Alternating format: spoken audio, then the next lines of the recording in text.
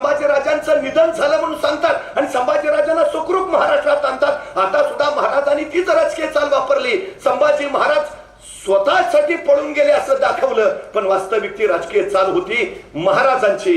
त्यामुळे संभाजी महाराजांनी स्वराज्यासाठी जे गरजेचं तेच केलं, हे पहिलं आपण लक्षात घेतलं पाहिजे। आणखीन एक आरोप केला जातो संभाजीराजांवर। संभाजीराजे राजाराम महाराजांच्या लग्नाला उपस्थित नव्हते। महाराजांच्या आजारपणाच्या वेळी ते हजर नव्हते का, तर ते पन्हाळ्याला त्यावेळी कैदेत होते।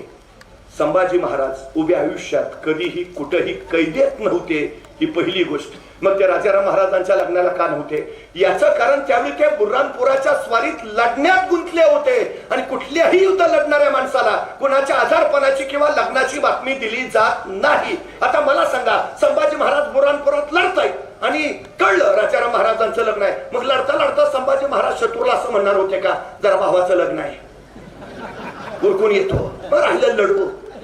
काय प्रकार आहे? बुर्हानपुराचं युद्ध संपून साधारण मार्चच्या शेवटच्या आठवड्यात संभाजी महाराज परत आले आणि अवघ्या काही दिवसात म्हणजे 3 एप्रिल 1680 पुरुषसिंह स्वराज्य संस्थापक छत्रपती शिवाजी महाराज नापरतीच्या मोहिमेवर चालते झाले। स्वराज्य संस्थापक केले, पण महाराजांच्या जाण्यानं त्याच वेळी रायगडावर मात्र एक कुटील डाव आखण्यात आला। काही करून संभाजीराजांना गादीवर येऊ द्यायचं नाही। संभाजीराजे सोबतीने चालणार, संभाजीराजे निर्णय क्षमता असणारे, संभाजीराजे शौर्यशाली पराक्रमी, संभाजीराजे धर्मपंडित, संभाजीराजे संस्कृतचे जाणकार, हे संभाजीराजे महाराजांच्या हयातीतच आपल्याला जुमानत नव्हते। आता महाराजांच्या पश्चात शंभूराजे आपल्याला काही महत्वच देणार नाही अशी भीती काही मंत्र्यांना वाटली आणि त्यांनी डाव आखला। संभाजी महाराजांना कैद करायचं आणि राजाराम महाराजांना गादीवर बसवायचं। राजाराम महाराज अल्पवयी आहेत म्हणजे कारभार आपल्याच हाती, तिजोरीच्या चाव्या आपल्याच हाती। त्यांनी कराडला असणाऱ्या हंबीरराव मोहितेंना निरोप पाठवला, ससैन्य तयार राहा, संभाजी राजांना कैद करायला जायचंय। हंबीरराव म्हणले या, मी तयारच आहे। मंत्री उड्या मारतच गेले, कराडला पोहोचले, पण इथंच हंबीररावाने डाव उलटवला। आल्या मंत्र्यांनाच कैद केलं, काढण्यात चढवल्या आणि सरळ पन्हाळ्यावर संभाजींच्या पायावर घातलं आणि कराडले हंबीरराव ही काय नादान हरामजाद माणसं, राजे जाऊन अजून 11 दिवस नाही झाले आणि त्यांच्या पोटच्या गोळ्याला कैद करणारी ही घ्या ताब्यात, सगळे फितूर कैद झाले। संभाजी महाराजांना कैद करण्याचा डाव मोडीत काढला। त्यावेळी संभाजी महाराजांनी सरसेनापती हंबीररावांना विचारलं, मामासाहेब आपले भाचे राजाराम महाराज गादीवर येत असताना आपण त्यांच्या हे पहिलं आपण लक्षात घेतलं पाहिजे। त्यामुळे सगळ्यात महत्वाची गोष्ट 3 एप्रिल 1680 महाराजांचं निधन झालं, पण संभाजी महाराज परत आले। रायगडावर अंत्यविधी काही करायचे राहिले होते, संभाजी महाराजांनी ते पुन्हा केले।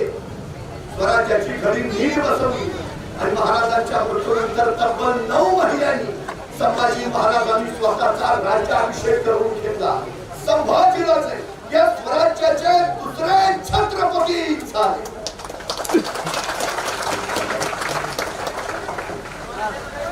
त्याची योजना औरंगजेब आखत होते।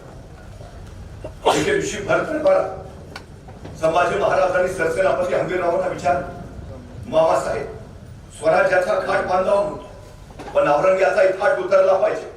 मामासाहेब जागा काढा मोक्याची, आणि हंबीररावांनी सांगितलं राजा एक जागा आहे मोक्याची, मुघलाचं नाकच जर दार मुल्क दखन बुरहानपुरा, औरंगजेबाची दखनीतली राजधानी एखाद्या सुंदरीच्या गालावर तीळ शोभावा असा बुरहानपुरा शोभतो राज। बुरहानपुरा म्हणजे मधाचं पोळं आणि कडाडला छावा, मग मामासाहेब हे मधाचं पोळं आता कोळ्याचं जाळं झालं पाहिजे। आणि बघता बघता मराठी होता सुटल्या, बुरहानपुरात धुतलं, 17च्या 17 पुरे पुरते धुतले। एखाद्या सुंदर बागेचं रोपडं डोळ्यात हटवावं म्हणून पापणी मिटावी आणि पापणी उघडून बघावी तर पुढे स्मशान दिसावं, अशी बुरहानपुऱ्याची पुरती वाताहत झाली। बुरहानपुरा संभाजी महाराजांनी पुरता कोळसा पुरा करून टाकला। औरंगजेबाला हे कळालं आणि औरंगजेब संतापला, चौदाळला। बुरहानपुरा म्हणजे औरंगजेबाचं हळवं काळीच पाड। औरंगजेब फुटफुटला, त्या शिवाजी महाराजांनी माझ्या बरोबर पुरी उमर वैर केला, पण शिवाजी महाराजांनी चुकून सुद्धा माझ्या बुरहानपुराकडे कधी बघितलंही नाही। पण हा त्यांचा पोर काल गादीवर आला आणि माझ्या बुरहानपुरा बुराणपुरालाच पुन्हा उद्ध्वस्त करून गेला. हे पाणी वेगळंच आहे. आणि बुऱ्हाणपुरा, औरंगजेबाच्या 2 बहिणींचा जन्म बुऱ्हाणपुऱ्यातलाच, औरंगजेबाच्या आई निर्वतली बुऱ्हाणपुऱ्यातच, आणि औरंगजेबाच्या आयुष्यातलं एक प्रेम प्रकरण ते घडलं ते सुद्धा बुऱ्हाणपुऱ्यातच. म्हणजे औरंगजेबासाठी बुऱ्हाणपूर म्हणजे हळवं काळीच, पण संभाजी महाराजांनी बुऱ्हाणपूरला थांब घातला नव्हे, औरंग्याच्या काळजाला थांब घातला. आणि संतापला औरंगजेब. तोपर्यंत दुसरा तडाखा बसला. औरंगजेबाच्या नावाने बसवलेला औरंगाबाद, संभाजी महाराजांनी त्याला धडक मारली. औरंगाबाद लुटलं, इतका लुटलं की औरंगजेबाच्या नावाशिवाय तिथं काही ठेवलंच नाही. औरंगजेब आणखी संतापला. आणि तोपर्यंत तिसरा तडाखा बसला. औरंगजेबाचा मुलगा शहजादा अकबर बापा विरुद्ध बंड पुकारून आला तो थेट महाराष्ट्रात.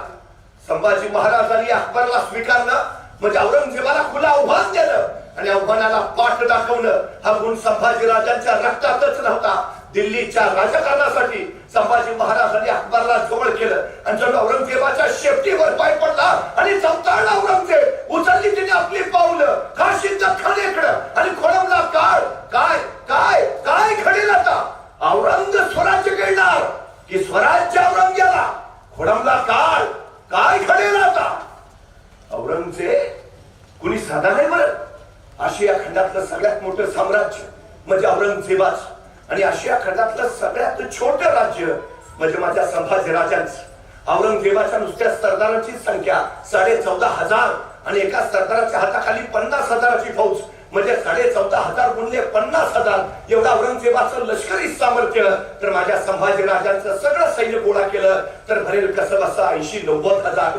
औरंगजेबाचा एका वर्षाचा वार्षिक महसूल त्या काळात 2300 कोटी रुपये आणि माझ्या स्वराज्याचा वार्षिक महसूल कसा बसा 1 कोटी रुपये. औरंगजेब 73 वर्षाचा आणि संभाजीराजे पुण्यापुऱ्या 23 वर्षाचे. मनभर औरंगजेब पण निघाला कनबर स्वराज्य चिरडायला.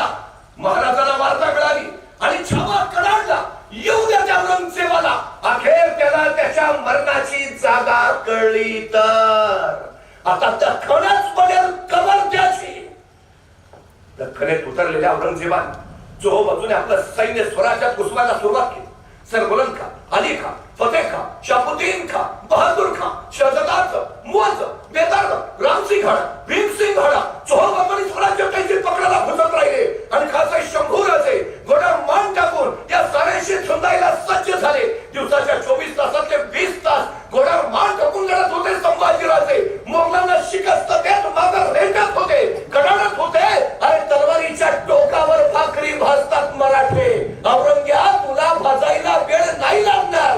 त्या धगीनच कारण झाला औरंगजेब. शिकस्त पराभव. औरंगजेबाच्या वाट्याला दुसरं काही येतच नव्हतं. तो औरंगजेब आपल्या सरदारांवर बरसू लागला. क्या करते हो बंदोबस्त? खिल्लत पहन के खाली मार खाते हो. इतनी फौज दीदी मत ने कहा गई, खा गया वो दक्कन का शेर. क्या करते हो? कुणीतरी सरदार म्हणाला, हुजूर वो संभाजी राजे शैतान है. फिर हम कहा शैतान से कम है. फिर भी किसी शिकस्त क्यों हार? औरंगजेब स्वतःच्या सरदाराच्या मनसरी कमी करत निघाला. पण संभाजी राजे मात्र स्वराज्य रक्षणासाठी झुंजत राहिले. औरंगजेबाला प्रचंड फौज पाठवली, प्रचंड फौज.